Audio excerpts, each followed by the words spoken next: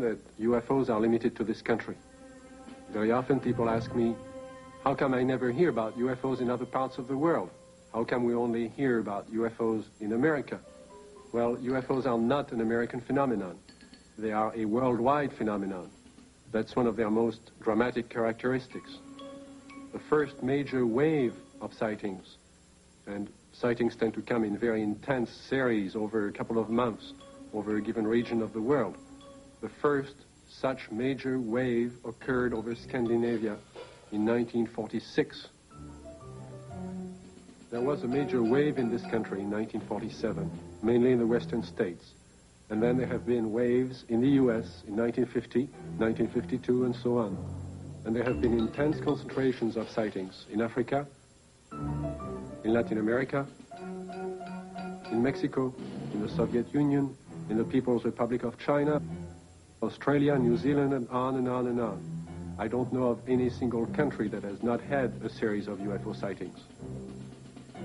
May 1975, Manitoba, Canada. Unidentified flying objects have been reported over the small town of Carmen. The objects have been seen by many witnesses over a period of several weeks. May 13, 1975, cameraman Alan Carr of station CKY in Manitoba photographs two separate sightings over Carmen in front of 4 witnesses.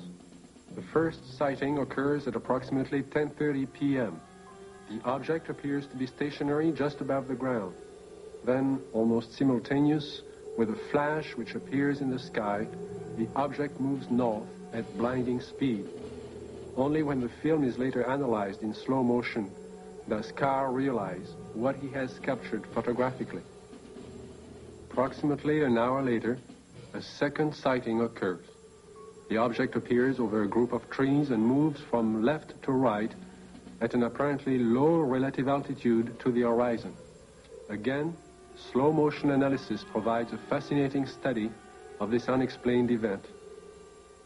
On June 30th, 1973, Jean Bigot of the Astrophysical Institute flew over Chad aboard the Concorde, packed full of scientists and scientific apparatus. At 17,000 meters altitude, in the twilight of a total eclipse, Mr. Bigot photographed the horizon with his camera.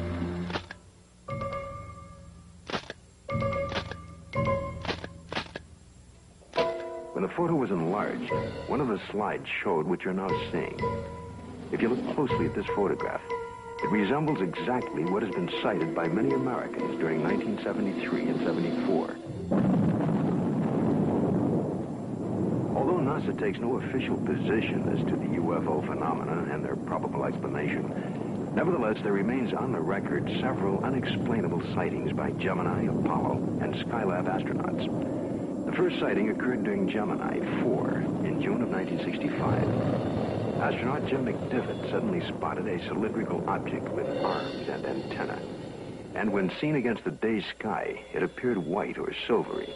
The object then appeared to be moving toward the craft. Suddenly, they lost sight of it. During the sighting, the astronauts were able to take these photographs and movie films of the UFO.